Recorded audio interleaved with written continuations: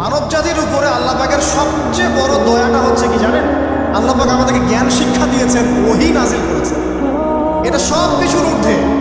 কারণ আপনি তওবা করবেন, জ্ঞান লাগবে। নামাজ পড়বেন, জ্ঞান লাগবে। রোজা রাখবেন, জ্ঞান লাগবে।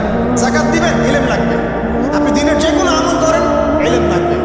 জান্নাত জাহান্নামের পথ খুঁজে পেতে হলে ইলম লাগবে। দেশ চালাবেন, ইলম লাগবে। অর্থনীতি চালাবেন, ইলম লাগবে। ইলম ছাড়া কিছু নেই। ইলমের উপরে কিচ্ছু নাই। এই ইলমটা আল্লাহ পাক কাকে শিক্ষা দিয়েছেন?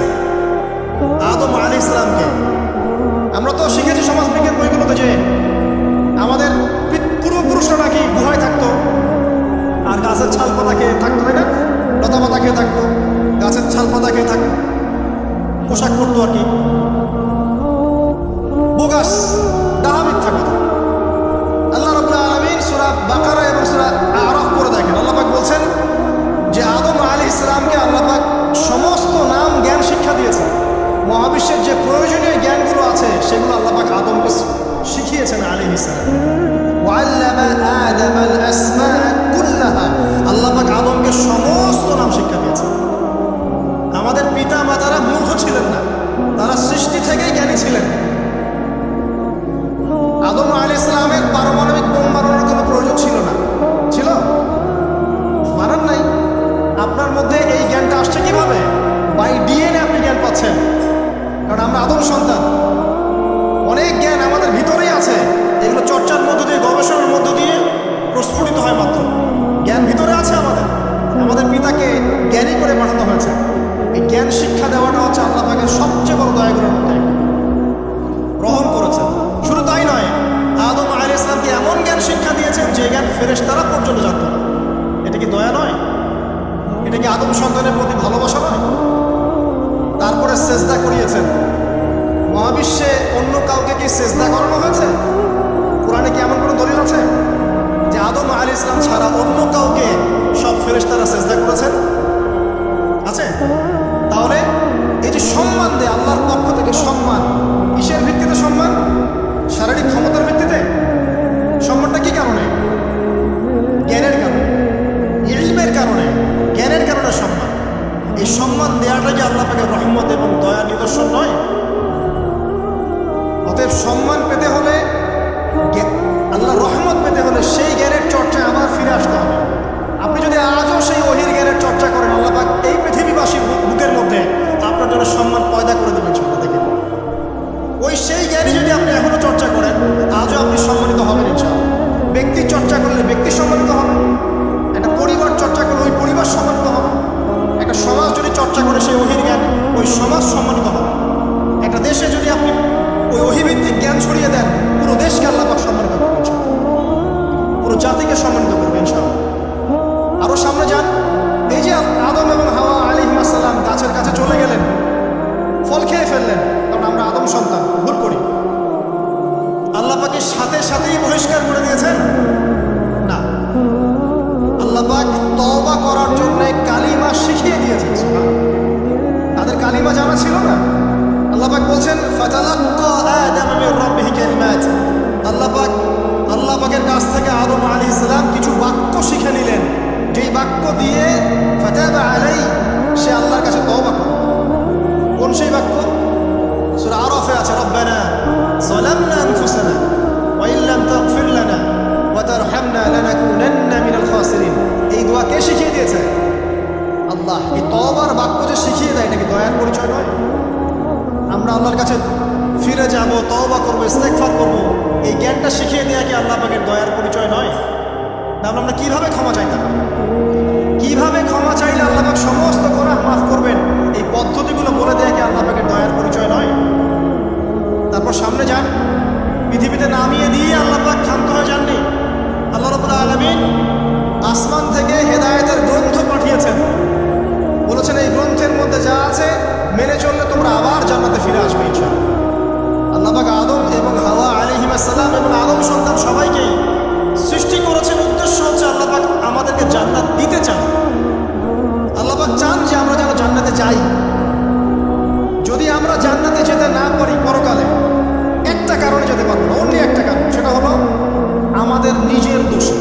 একটা কারণ, যারা জাহান্নামে যাবে মানুষ এবং জিনদের মধ্যে, নিঃসন্দেহে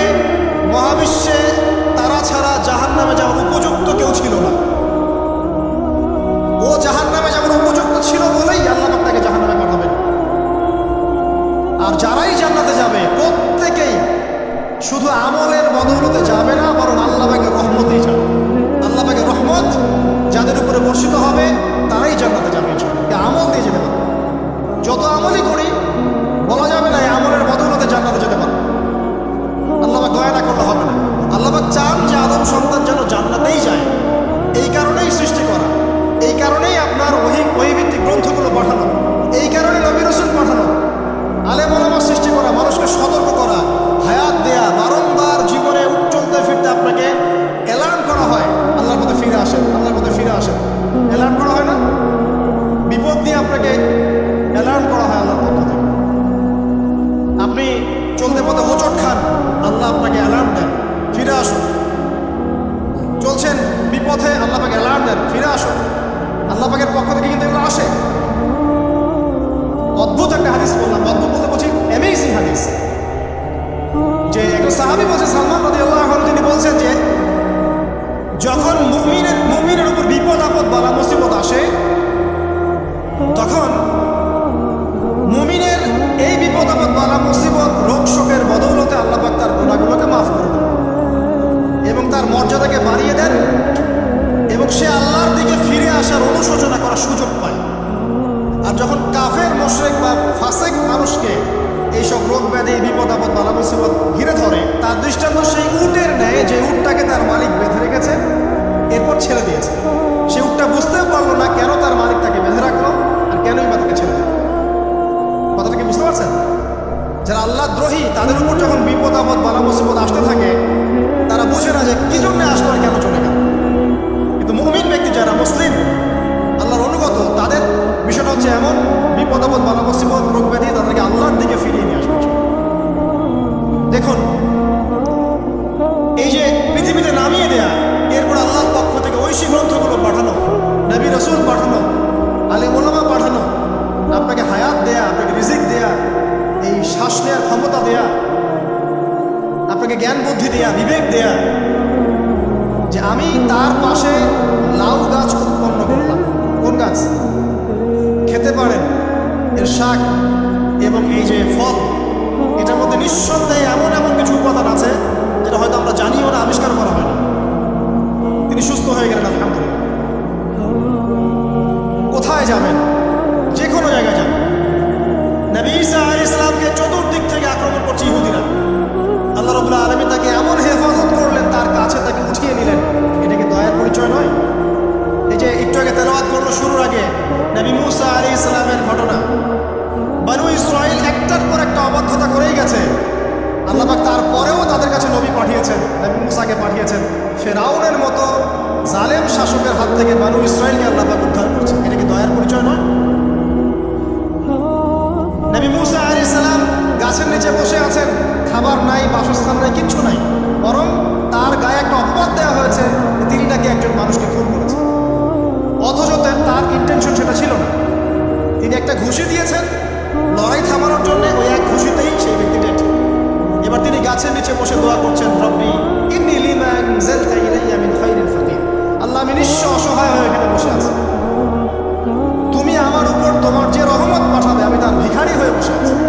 দোয়া করার সাথে সাথেই ওই শুআয়ব আলাইহিস সালামের মেয়ে হেঁটে হেঁটে চলে আসেন। তিনি স্ত্রী পেলেন, তিনি শ্বশুর পেলেন, একজন নবী পরিবার পেলেন, বাসস্থান পেলেন, চাকরি পর্যন্ত পেলেন।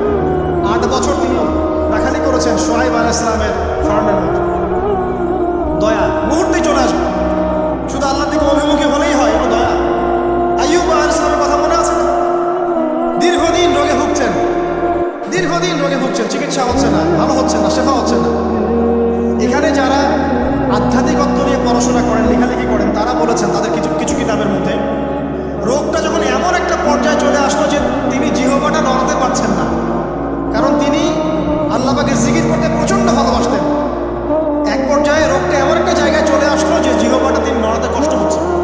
তখন গিয়ে তিনি বলছেন, রব্বি আন্নী মাসসানি আদ-দুররু ওয়া আনতা আরহামুর রাহিমিন। হে আল্লাহ, আমাকে কষ্ট স্পর্শ করেছে, আর তুমি তো ক্ষমাকারী, রহমকারীদের মধ্যে সর্বশ্রেষ্ঠ রহমকারী।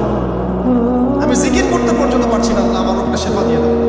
বলার সাথে সাথে আল্লাহ রাব্বুল আলামিন প্রশ্রবণ ঝর্ণা তৈরি করলেন, এখানে গোসল করো, শেফা হয়ে গেল। এগুলো কি রহমতের পরিচয় নয়?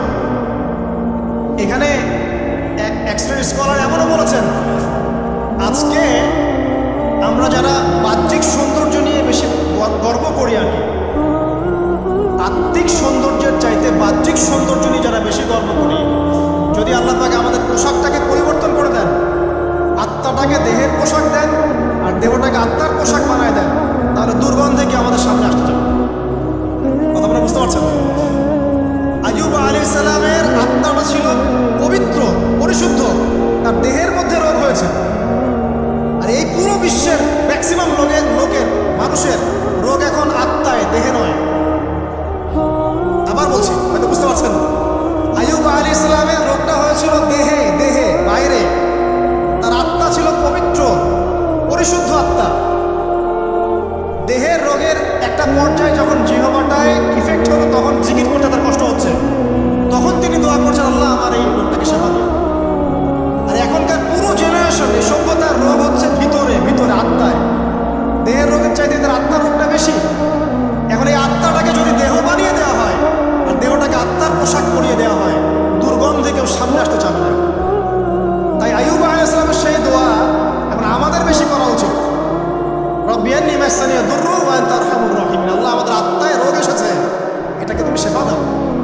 দেহের রোগ লেস ইম্পর্টেন্ট, আত্মার রোগটা বেশি ইম্পর্টেন্ট। এরকম নিদর্শন কোরআনের পাতায় পাতায় ছড়িয়ে আছে। আসহাবুল কাহফ, পুরো সমাজ ওদেরকে মেনে নিচ্ছে না, গুহায় চলে গেলেন, ঘুম পাড়িয়ে দিলেন আল্লাহ পাক 309 বছর। কত বছর? 309 বছর একটা দোয়ার বদৌলতে। তারা বলেছিল, রব্বানা আতিনা মিন লাদুনকা রাহমা ওয়া হাইয়্ লানা মিন আমরিনা রাশাদা। আল্লাহ পাক শুধু ঘুম পাড়িয়ে রাখলেন না, তাদের মধ্য দিয়ে আল্লাহ পাক পুরো একটা সভ্যতাকে হেদায়েত করে দিলেন। যে সভ্যতা বিশ্বাস করতো না যে পরকাল বলে কিছু আছে। দাকিয়ানুস বাদশার সেই জুলুম থেকে আল্লাহ পাক এই 10 জন বা 9 জন যুবককে বাঁচালেন, ওদেরকে কিয়ামত পর্যন্ত কোরআনের পাতায় স্থান দিলেন, নিদর্শন বানালেন এবং তাদের মধ্য দিয়ে একটা পুরো সভ্যতাকে হেদায়েত দিলেন।